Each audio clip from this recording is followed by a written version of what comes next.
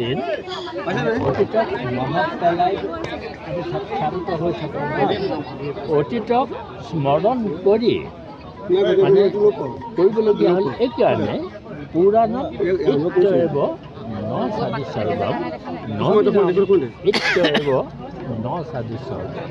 পুৰণি আৰু নতুন এই দুয়োটাৰ সুষম সমন্বয়ত আমি আজি কিছুমান কাৰ্যসূচী লৈছোঁ, আমি অতীতক স্মৰণ কৰিছোঁ আৰু তাৰ বাবে আমি বিশেষভাৱে চন্দ্ৰকান্ত সন্দিকৈৰ নামত এটা গীত আমি প্ৰকাশ কৰিছোঁ। এই গীতটো লিখিছে আমাৰ বিশ্বনাথ চাৰিআলিৰ ধ্ৰুৱজ্যোতি ৰাজখোৱা ডাঙৰীয়াই, সেইটো আপোনালোকে আজি শুনিবলৈ পাব। ঠিক তেনেকৈ আমি এই দিনটোতে কাম কৰিছোঁ।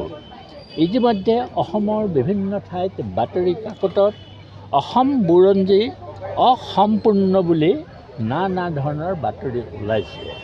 আজিৰ এই দিনটোতে আমি আপোনাসকলক প্ৰতিশ্ৰুতি দিব পাৰোঁ যে বৃহৎ অসমীয়া ইতিহাস কম্প্ৰিহেনচিভ হিষ্ট্ৰী অৱ আছাম এইখন আমি জানুৱাৰী 1 তাৰিখৰ পৰা কাম আৰম্ভ কৰিম।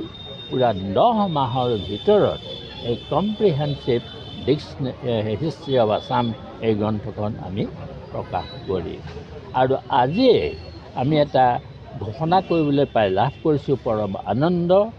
পশ্চিম যোৰহাটত অসম সাহিত্য সভাই এখন তোৰণ, স্থায়ী তোৰণ নিৰ্মাণ কৰিব আৰু পূব যোৰহাটতো এখন স্থায়ী তোৰণ অসম সাহিত্য সভাই নিৰ্মাণ কৰিব। এই বৰ্ষত আমি অসম সাহিত্য সভাই বৰাক ব্ৰহ্মপুত্ৰৰ মাজত আমি যিটো সমন্বয় সাধিলোঁ, আজি চন্দ্ৰকান্ত সন্দিকৈ ভৱনৰ শতবৰ্ষ মুহূৰ্তত মই ঘোষণা কৰিবলৈ পাই আনন্দ পাইছোঁ।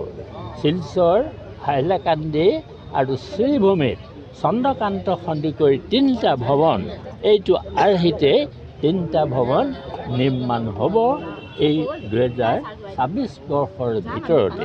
গতিকে মই অসম সাহিত্য সভাই আজিৰ এই মধুৰ ক্ষণত অতীতক সোঁৱৰণ কৰাৰ কালচোৱাত আমি কিছুমান আঁচনি মনে মনে আৰম্ভ কৰিছোঁ আৰু সেই আঁচনিখিনি কাৰ্যকৰী কৰি অসম সাহিত্য সভাক জাকৰ পিছপৰা চৰাই হৈ থাকিবলৈ আমি নিদিওঁ।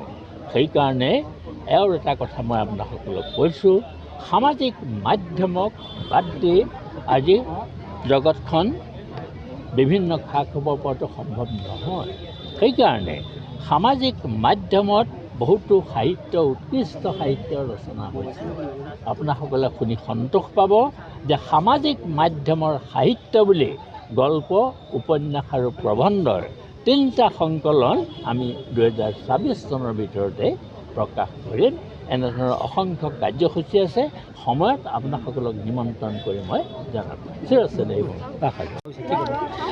নাই, এইটো এটা আমাৰ বহুত দিনৰ এটা ইচ্ছা আছিল। মই নিজে এনেই সাধাৰণতে অনুষ্ঠানবিলাকৰ দায়িত্ব নলওঁ, বিধায়ক হিচাপে মোৰ অকণমান ৰাজনৈতিক এটা গুণ থাকে ন, মই সেইকাৰণে নলওঁ। কিন্তু এই অসম সাহিত্যৰ পৰা কথাটো আজি নহয়, আমি আগৰ পৰাই ভাবিছিলোঁ। মাজতে কিছুমান বিশৃংখল হ'লে, আপুনি জানে সাহিত্যৰ পৰা কিছু কথা মনত আছে চাগে। কিন্তু সেই বিশৃংখলৰ পৰা শৃংখলতা অনাৰ ক্ষেত্ৰত বসন্ত গোস্বামী ডাঙৰীয়াই যথেষ্টখিনি কষ্ট কৰিছে আৰু সেইকাৰণে মই তেওঁক সহযোগ কৰিবৰ কাৰণে আগবাঢ়ি আহিছোঁ। এইটো আমি অসমীয়া জাতিৰ পৰিচয় হৈছে অসমীয়া ভাষাটো, আৰু এই ভাষাটোৰ গোটেইখিনি চৰ্চা কোনে কৰি আছে? অসম সাহিত্যই ভাল ধৰণে। অকল অসমীয়া ভাষা নহয়, অসমত থকা বিভিন্ন জনগোষ্ঠীসকলৰ ভাষাও আমি ভাবোঁ যে অসম সাহিত্য সভাই সেইসকলকো গুৰুত্ব দি পেলাই কাম আৰম্ভ কৰিছে আৰু তেওঁ আমাৰ কাৰণে খুব ভাল সুখবৰ। আৰু আমি এই ভৱনটো 100 বছৰ হোৱাটো বৰ ডাঙৰ কথা। 100 বছৰ আগতে কৃষ্ণকান্ত সন্দিকৈ পৰিয়ালে যিখিনি মাটি আমাক দিছিল, এইটো কম ডাঙৰ কথা নহয়, তেওঁ সেই দানখিনি। আৰু আজি আমি তেওঁলোকক শ্ৰদ্ধাৰে সুৰিছোঁ। 100 বছৰ আমাৰ এই ঘৰটোৰ সময় হৈ গ'ল আৰু এই ঘৰটোৰ পৰা জৰিয়তে যে ভৱিষ্যতে অসম সাহিত্যখনক আৰু এটা বেলেগ মাত্ৰা দিব পাৰে, তাকে আমি চিন্তা কৰিম আৰু সেইটো সুযোগতে আমি ইয়াত আহিছোঁ। আৰু মই আপোনালোকে দেখিব 2টা প্ৰতিমূৰ্তি আমি ইয়াত এইকাৰণে ৰাখিছোঁ এইবাৰ, যে 2জনে আমাৰ জন্মদাতা। সেই 1917 চন নহয় জানো ভুল হোৱা নাই মোৰ সাহিত্য সভাৰ প্ৰতিষ্ঠাপক তেতিয়া সভাপতি আছিল পদ্মনাথ গোহাঁই আমাৰ সম্পাদক হৈছিল শৰৎ গোস্বামী ডাঙৰীয়া শৰৎ গোস্বামী আমাৰ ইয়াত বহুত নৰ্মেল স্কুলৰ প্ৰিন্সিপাল আছিল মই পিছতে গম পাইছোঁ IS আছিল সেইসময়ত ISটো বৰ ডাঙৰ পষ্ট সেই তেনেকুৱা এটা পষ্টত থকা এই দুইজন মানুহে যিটো আমাক এই জীৱন দিলে সেই জীৱনক যাতে আমি আৰু অধিক মহীয়ান কৰি তুলিব পাৰোঁ তাৰে এক প্ৰচেষ্টা এই অনুষ্ঠানটো ধন্যবাদ